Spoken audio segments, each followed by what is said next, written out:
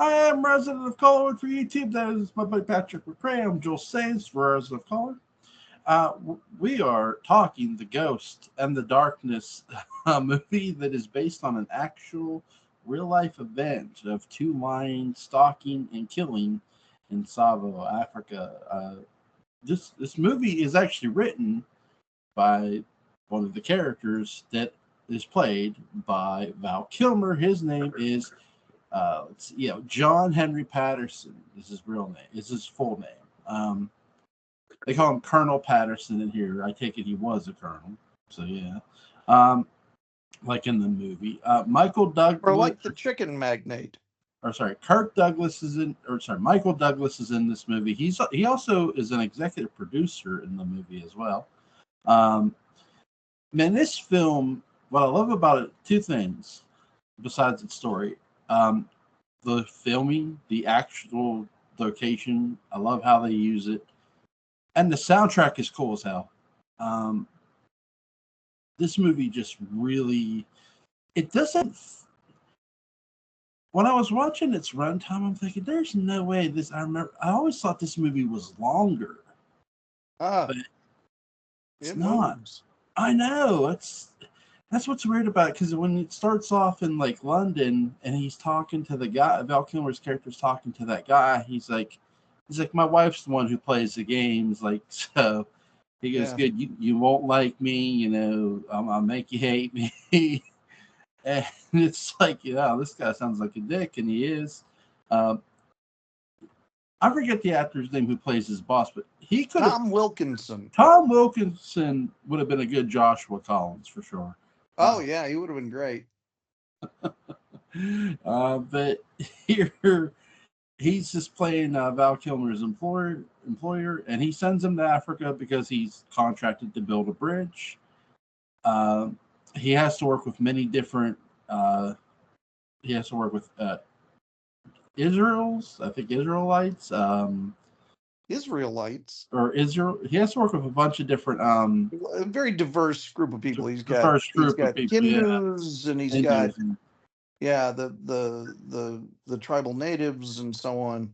man, which I love about this movie because it gets into culture. Um, and there's a guy who actually killed a lion with his bare hands. He's one of the. I think he is the first Now, victim. Jewel, I have a question for you. Do you know really seriously what a Hindu is? I don't think so. Ask me this question. Ask me, Patrick, what's a Hindu? What's a Hindu Patrick? Lay eggs. Really? Oh, okay. It took you a second there. See what you did there. Yeah. Oh my god. Uh, uh, that's just crazy. Val Kilmer does kill a lion in this. He actually kills two. Well, his character kills two. Um, the one is killed by Michael Douglas's character. Is Michael Douglas's character in this movie made up? No, isn't he Remington? I Is that think the name so. of his character? I think so. Hold on. Charles Remington. Yeah, I think he's involved with the gun, the Remington gun, Yeah.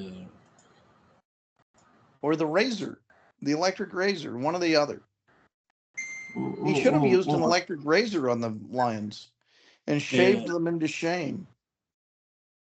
This okay. This is interesting. The Ghost in the Darkness. The script fictionalizes Patterson's account introduction of an American big game hunter called Charles Remington. The character was based on Anglo Indian big game hunter Charles H. Rell, superintendent of the railway police. That's interesting. Okay, That's interesting. wild. So yeah, he's a bit made up. But it's a good way to get Michael Douglas in this movie, though. So I like it. I don't mind it at all. Um, crazy, crazy and yet fun character, and there's a lot of cool, fun characters in this movie. Some of the deaths are just shocking in it. What was one of Oh, the deaths that dude, shocked you?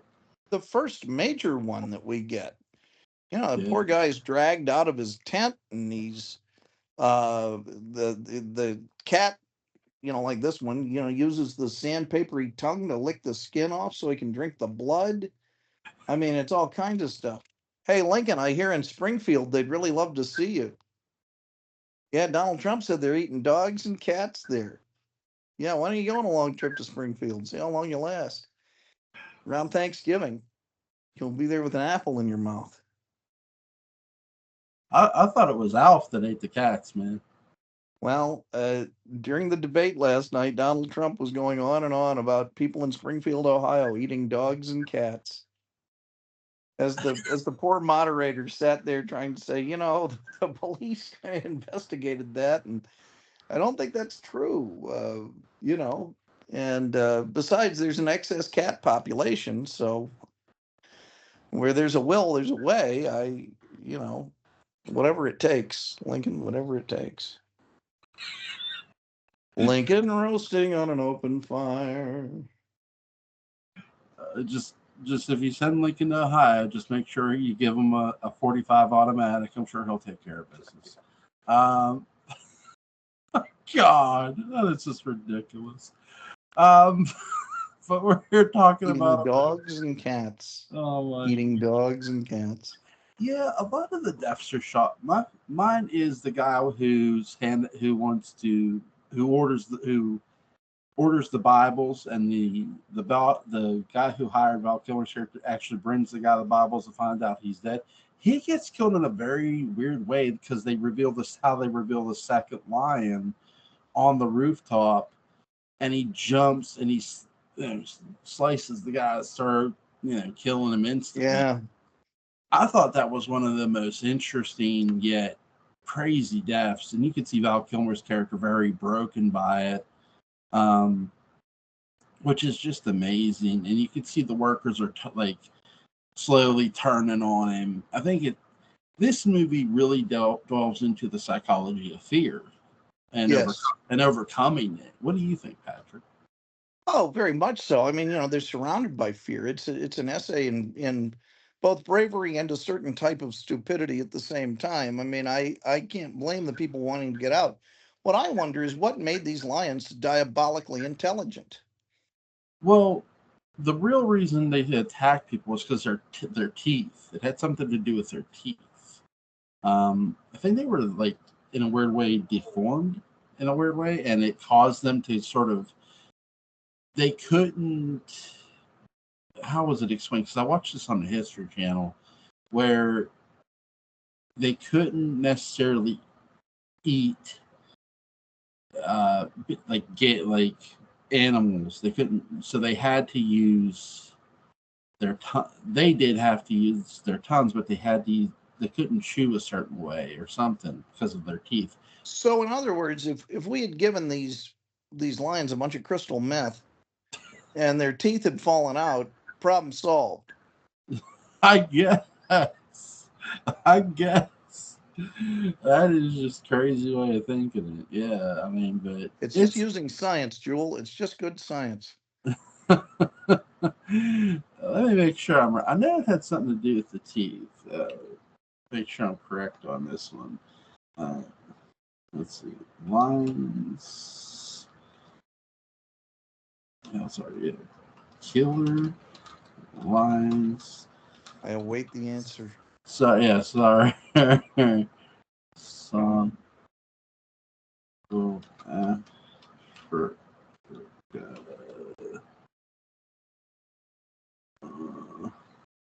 Now I've seen the lions at the I guess it's the Field Museum in Chicago. And yeah, apparently for a while they were turned into rugs, and then they kind of got the rugs back and sewed them back over some lion dummies or something. And the lions are not as big as I thought they would be.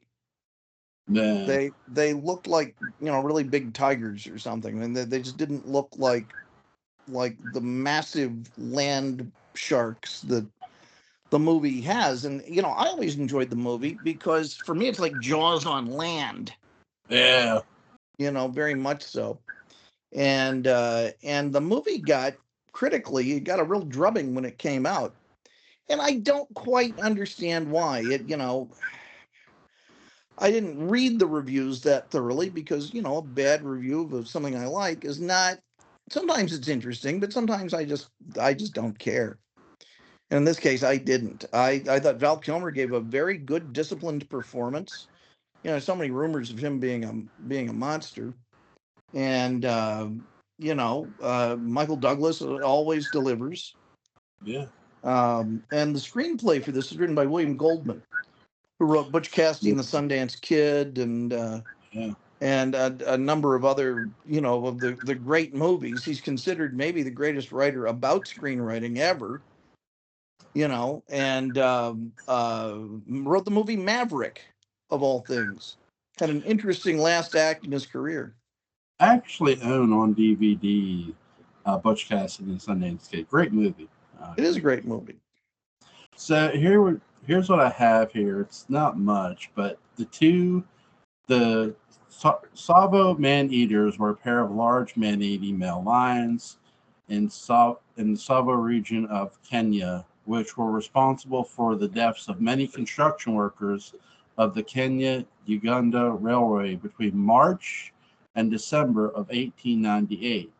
The lion pair was said to have killed dozens of people, with some early estimates of reaching over 100 deaths. While the terrors of man-eating lions were not new in the British public perception, the Tsavo man-eaters became one of the most notorious instances of dangers posed to Indian and Native African workers of the Uganda Railway. They were eventually killed by Lieutenant Colonel John Henry Patterson, that's Val Kilmer's character in the movie, who wrote his account of his hunting experience in a semi-biography, The Man-Eaters of Tsavo. Today, as Patrick has pointed out, the two man-eaters are mostly widely studied man-eaters, pantheron cats, given their behavior of hunting humans as a pair of dental injuries reported in one of the lions. Yeah, that's what I was trying to say. So they had some messed up teeth, basically. Okay. Do you think orthodonture would have helped? And would you have wanted to put braces on those lions? You know what? Here's the thing. I'm sure you've seen my pictures on Facebook. We took in a stray cat, stray kitten, and Lulu. Yeah. Did you eat it? No, God, no. Anytime you deal with wildlife animals, especially exotic lions and stuff like that, you never know what you always hear on these documentaries or history. You never know what really goes on out in the wild. Well, I would say that's true from from not just a being attacked standpoint. I would say that's mostly true from we don't know what's going on with these animals from a physical or mental standpoint. We know they get hungry, they eat, sleep, reproduce, go to the bathroom outside, but we don't know what's going on in their mind outside of that. And we don't know what's going on with them from a physical health standpoint. Yeah. And I think this really. Well, you've got laws that protect the health privacy of the, was it HIPAA? Yeah. You've got those laws that protect the health. When the lion goes in to see his doctor, that doctor has to keep the lion's, records private. Yeah. A lot of regulations. It does make you wonder, like, if somebody just goes out and, like, maybe could tag lines and start to, like, look at them from a physical standpoint, like as a doctor, and go, okay, this is going on or something, and prevents it. Again, it's a rare occurrence like this is. Now, those tags pierce the skin, and they're like put on ears or things like that. Do you want to be the guy in charge of tagging those lions? No, I wouldn't. I'm very. Kitty. Yeah. Here, kitty. This would get the scratching post. Distract him with the scratching post. No, I'm good, man. I'm good because I would be the one be the scratching post. It's funny. I was listening to. It's funny. I was listening to an interview by the guy Hugh Laurie, the guy who played House, and he did a movie with lions, and the lion was a tame lion, of course, and stuff. And they said, well, we usually feed him. We have to feed him, but feed him makes him very tired.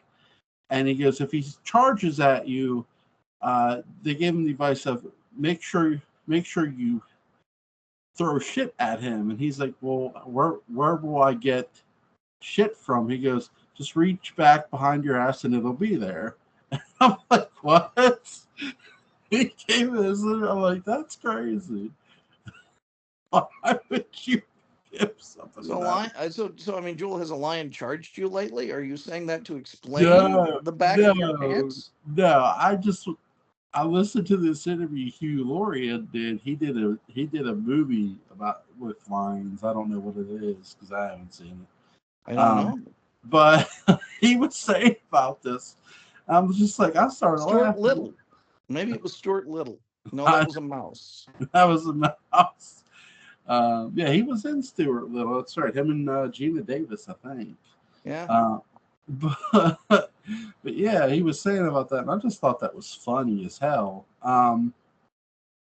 But with this movie, there is some funny lines and comedy in this movie, though it's not a comedy, which I don't mind. It's some very interesting characters. I think Michael Douglas's character is interesting. Not just Val Kilmer's, but the guy who was talking about who was wanting the Bibles, and he had talked about he liked working with his hands. Yeah. I like that character a lot, and he gets killed. That's the thing too. It gives you that sense of high stakes because the people that are getting killed off, you actually give a shit about.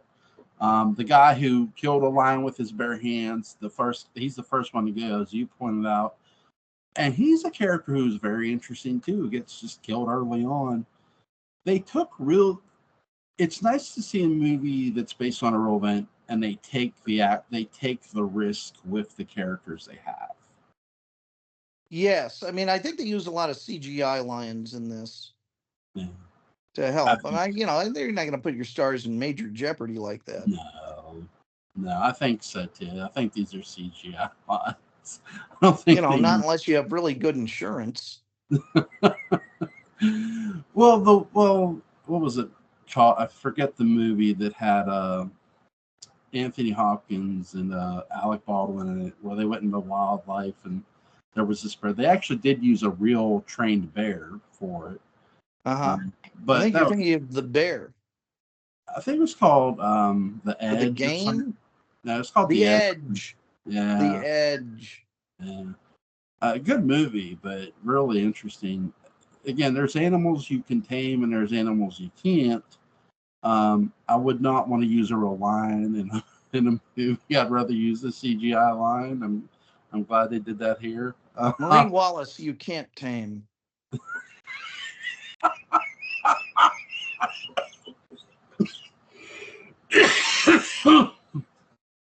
Hell of an actress. She is. Woman of passion, Jewel. A woman has needs, Jewel. Not to get off topic, who's your favorite? She's single. Who's your favorite Marie Wallace character from DS? My favorite Marie Wallace character, which is different than, my favorite Marie Wallace performance. Crazy Jenny's a little too crazy. Mm-hmm. So I would probably say Eve, but the greatest Marie Wallace performance, I think, is Megan Todd. Yeah, because she gets to do a lot. There's a lot of variety in that part. And one of the things she gets to do is to play a normal person. Yeah. And so you see, I think that's really where you see her mettle as an actress. Playing crazy, I won't say it's easy because it requires a lot of energy, but for the most part, it's kind of fun. You're sort of goofing around, but to play a human, dealing with, having to deal realistically with unbelievable circumstances or imaginary circumstances, just sort of the definition of acting, is a challenge, and I think she's gives a very nuanced performance in that part. Yeah. Mine's Crazy Jenny for sure. But I'll give my reasons when I do a character retrospective of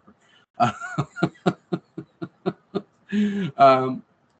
With this movie, Michael Douglas's character is a bit crazy. Actually, that's why I brought Crazy Jenny up.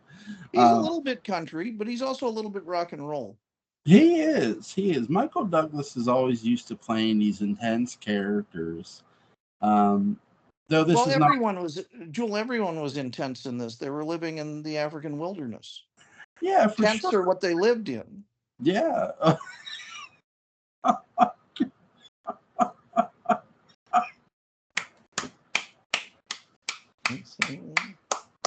Beautiful, beautiful.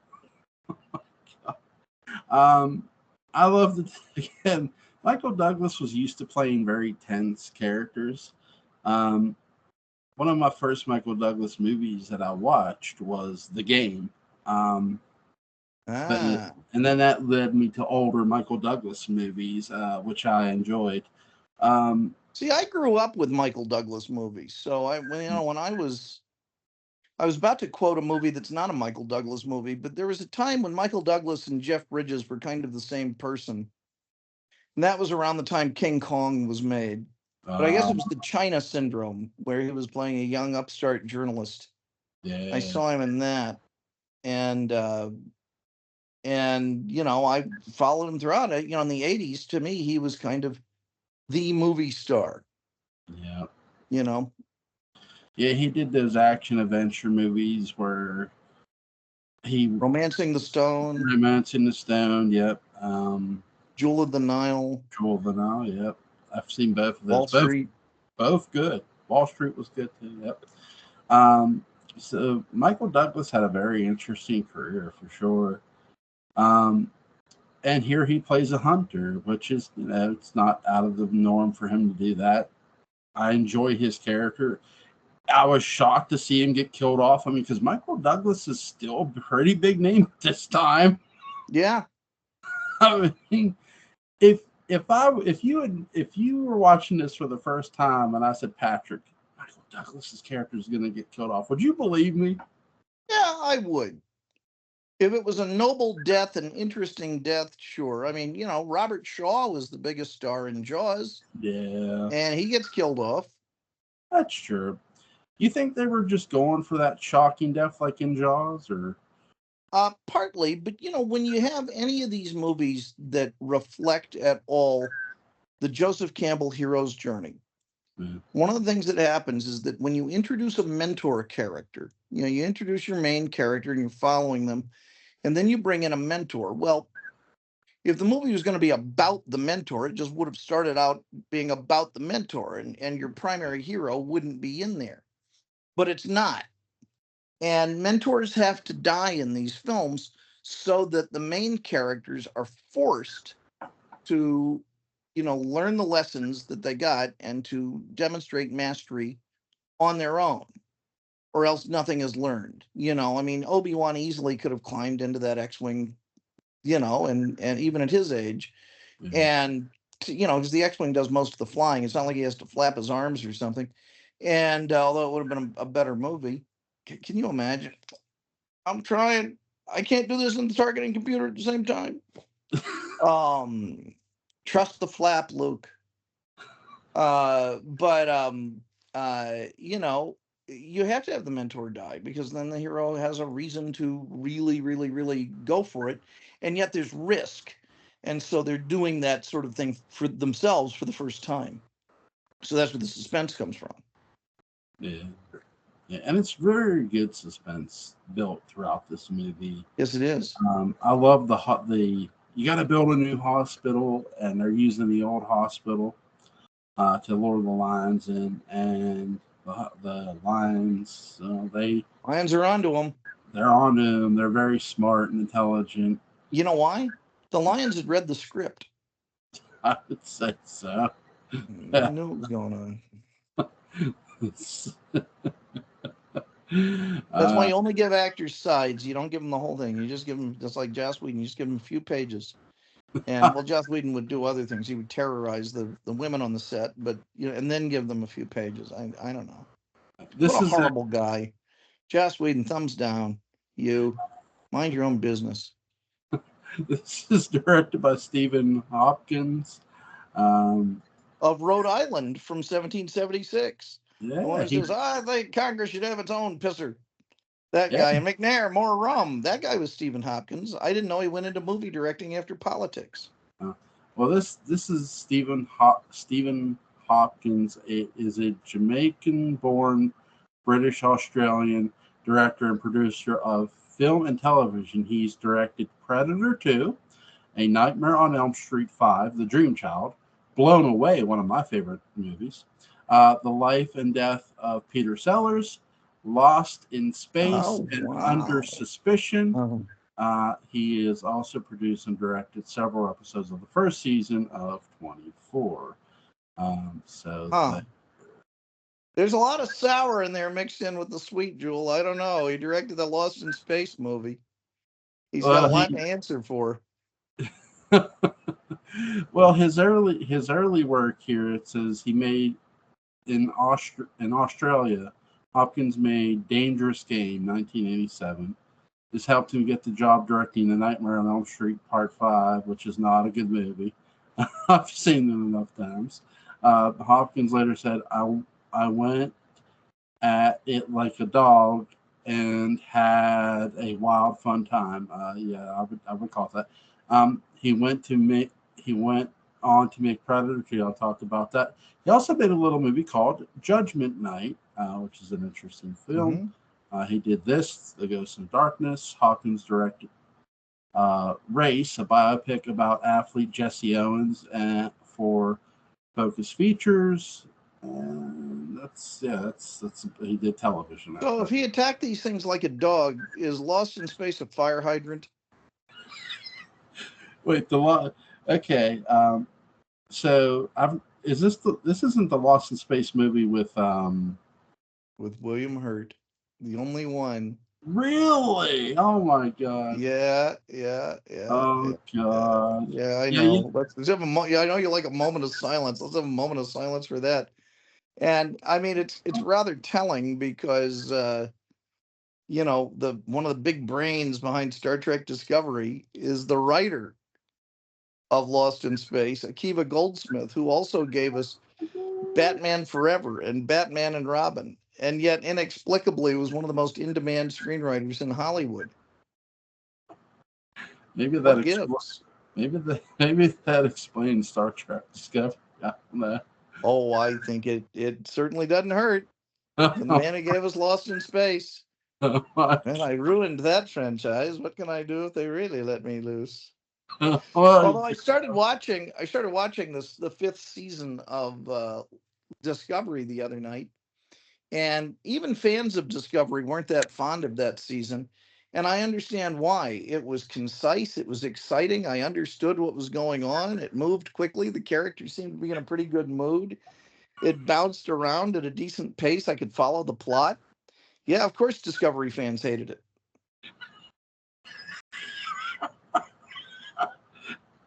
I haven't watched the rest of the season. I'm sure there are some surprises waiting for me. It almost sounds like you watched an episode of Star Trek there. Yeah, I know. Well, yeah. It was. I got to say, it was pretty spectacular.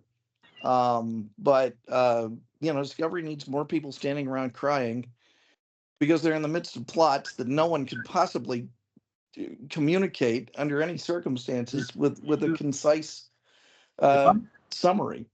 If I were the director of Discovery, you know what I would do? What would you do? I would phone up Stephen Ira Bear and I would say, "Come fix this fucking thing." Desperately pay him. I would just tell CBS, write a fucking blank check, give him whatever he wants. I don't care. Well, it's canceled. It is. They revealed to the cast, a couple of days before they started shooting the last episode. Oh, by the way, this is the last episode. Oops. It should have been the last. I was on a plane with Doug Jones. Yeah, recently coming back from Los Angeles from all the Dark Shadows stuff. I was on a plane with Doug Jones. Oh my god! Oh my god! I was like, my show got canceled before your show. So there, my show was canceled before your show was even a gleam in Akiva Goldsmith's eye. I'd have hit you back with, well, your show should have been canceled ages ago. But you know, that's what you would have said about Dark Shadows. No, Discovery. Oh, Discovery. Well, this is me saying to Doug Jones. Oh, okay. Oh my god. Oh my god. My show is on my show. Yeah. It's my team. Yeah, there you go. The team I root for, Team Shadows. We root for Team Dark Shadows because we love it. I feel like a cheerleader now. Go buy some pom-poms. I think you should. Yeah. Start making up Dark Shadows cheers. Jewel, for Dark Shadows, would you strut onto a stage to a piece of music by Ennio Morricone where there's a chair, sit in the chair, pull a chain, and be splashed with water and say, what a feeling? I'll even wear pantyhose, sure.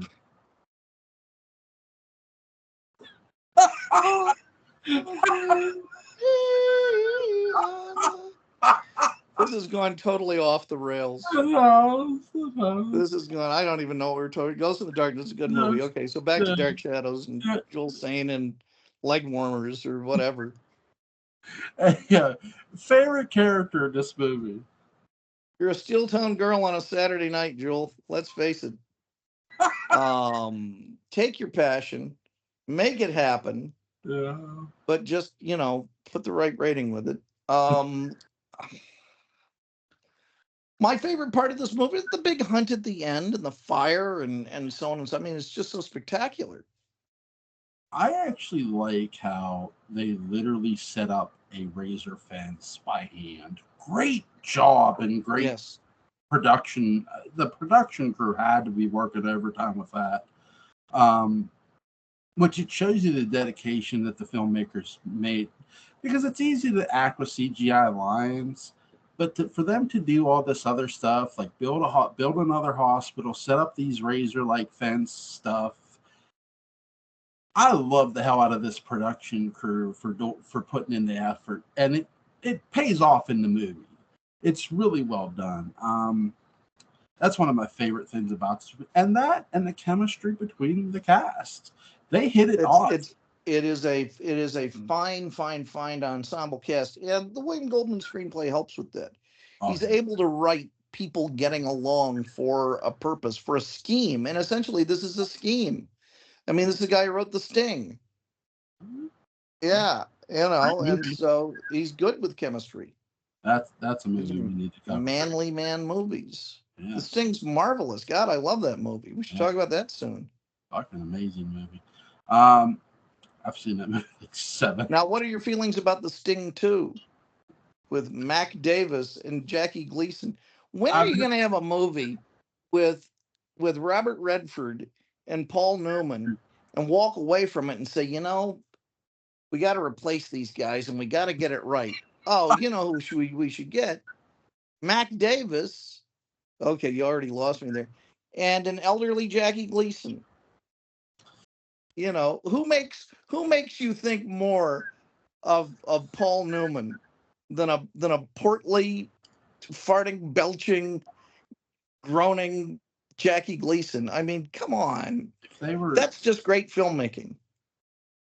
I love me some Jackie Gleason, but again, you know this. We're both suckers for Dark Shadows. We love it to death, and we love the actors on it. I would have been casting me some David Selby and oh god, I'm gonna kick myself now. John Carlin. Yeah, that would have been a lot of fun. Yeah, that'd have been. Again, I love Desmond and Quentin duo. Yeah, and they get to have a lot of fun doing like a thief type comedy in a sense.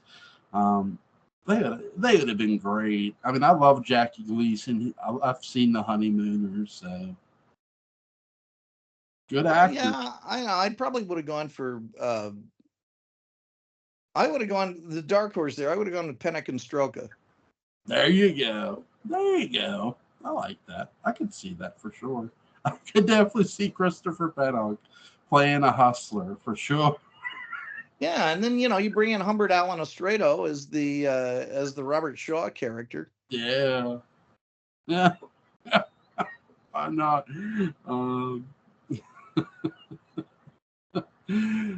I didn't know there was a Sting 2. I've only seen the first one.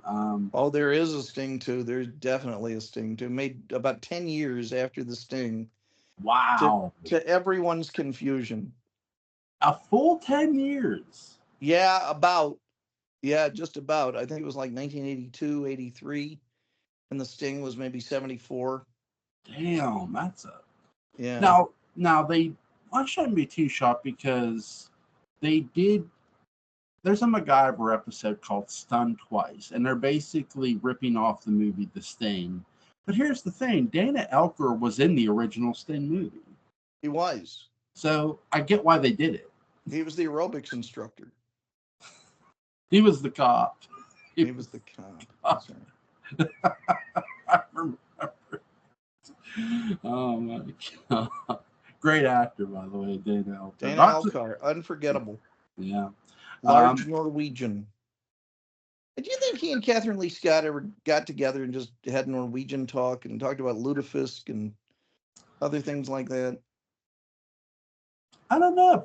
I could see it because Gibson. I mean the actors have said they went to bars together, so yeah. So maybe. Yeah, speaking in Norwegian to each other, behind people's backs. What are they saying? I don't know. It's in Norwegian. Maybe it's an insult. Maybe he likes you. I don't know. That's a he. His name is Dana. I always thought Dana was, just a very masculine, bald woman as Sheriff Patterson. And I thought that was progressive. Well, no, it's not that at all. Dana's a guy. Really? Yes. I've seen him change. You have? Oh, there, Dark Shadows Backstage Theater. That's very nice. Very nice. Who's your favorite character in this movie? Oh, this is a movie where the lead actually manages to be the most interesting, dynamic, fun character to watch. I mean, he's such an optimist. Yeah, I like Patterson. Yeah, Val Kilmer in the 90s played some really, really fun characters. Doc Holliday, he starred in the movie The Saint, which I enjoyed the hell out of. Yeah. But he went crazy. Yeah, he did. He went crazy. I mean, I tell you, there's a movie I'd love for us to talk about, and that's The Island of Dr. Moreau, the one with Marlon Brando. Yeah, and Val Kilmer, isn't it? And Val Kilmer. Yeah, that's why I mentioned. Have you seen that movie? I've only heard of it. I've never seen it. Oh, Jewel. Oh, you need to take this movie in. You need to see it. Give me a second. Maybe I'll go find it while you're a second. All right. If I could find Dark Shadows Daybook is a great book, and so is Dark Shadows Daybook Unbound. I'm just taking up some space and some time. They're really good. I enjoy them more every time I read them. And that Mary Johnson does a beautiful job on the audiobooks. What a deal. What a deal. You can get, like nearly 20 hours of talk about Dark Shadows via Mary Johnson, courtesy of audible.com. Audible, reading that goes with you wherever you are. Now, there are possible sequels to Dark Shadows Daybook that are always on the horizon. There's a very specific one that's different. It contains all new material. And it is designed to help with a problem that Penny Dreadful has cited, which is the issue of Dark Shadows getting its star kind of stolen from pop culture and its influence in pop culture is going unrecognized. And so this is a tool by which people can access Dark Shadows, especially for the first time. And when you're in public and people, if you're a DS fan and people ask you about Dark Shadows, talk about it like I do. Exactly. Exactly. I Quote see. it. Exactly. Mention wrestling and Halloween a lot and laugh like a madman. I found the movie. It's on Tubi. Wait, to the Island of Dr. Moreau? Yeah. Oh boy. It's a pip. I mean, I'm not generally one to talk about, you know, quote unquote bad movies. And I still am not, because I'll tell you something. A bad movie is a movie I don't want to see again. Man. And so if I want to see a movie again, it's actually a good movie. It's just good in non-traditional ways, and maybe for reasons other than the ones the filmmakers wanted me to like it. So when do you want to discuss? Because tomorrow we're doing the Monster Squad. Let's see if Alan's available Friday. All right. Well, I'll message him after we're done here. All right. All right. Ghost in the Darkness. 10 out of 10. Yeah, this movie, for all the fun we've had here tonight, this movie is a 10 out of 10. The cinematography, and hands off to who, if any of the members of the production crew are listening to this, you all did an amazing job. Well, double thumbs up. Great Good job, guys. 3. This movie just looked Oh my God, look at my head. Yeah. This movie was just so movie. fantastic, and to see all the work that the extras put in here was a lot of fun. And it made you appreciate the movie even more as a 10 out of 10 movie. Don't get me wrong, the writing and acting are great, but the production, it's good. It makes me think of Dark Shadows in every way and how hard those people worked for the Cy Thomasoff set designs and stuff like that. Though they weren't building sets, they were building a thorn bush and stuff. But it's a lot. I love the hard work put in here. This is what I'm trying to say. Yeah, 10 out of 10 movie. Link to where you can go watch it will be in the description box, and link to Patrick McCray's Dark Shadows Day Will Come Down will be in the description box. Yes, a audio version is available. Go pick that up if you haven't already. Patrick, is there anything you want to add before we go, dude? That's a great movie. It's as I said the other day, I used to manage a video store in Baton Rouge 27 years ago. And I had 2 movies where I would say, if people were interested, I would say, look, rent this. If you don't like it, I'll give you 2 free rentals. Yeah. But you got to be honest with me. You got to come in and say you didn't like the movie.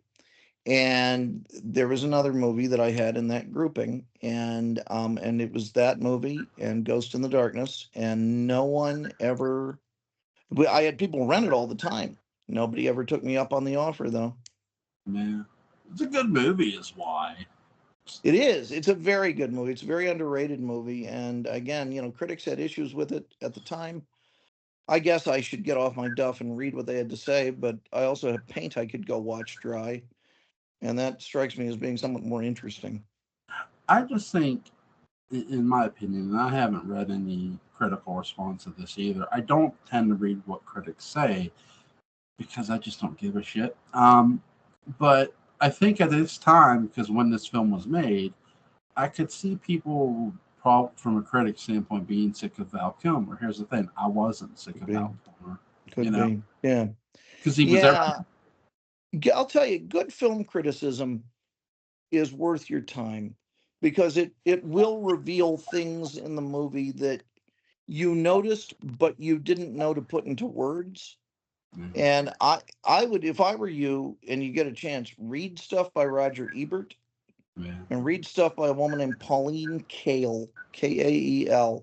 And as someone who enjoys movies, and Joel, I know you're a reader, these are essays about the films, and they, when you disagree with them, their points will still stay with you because they're interesting.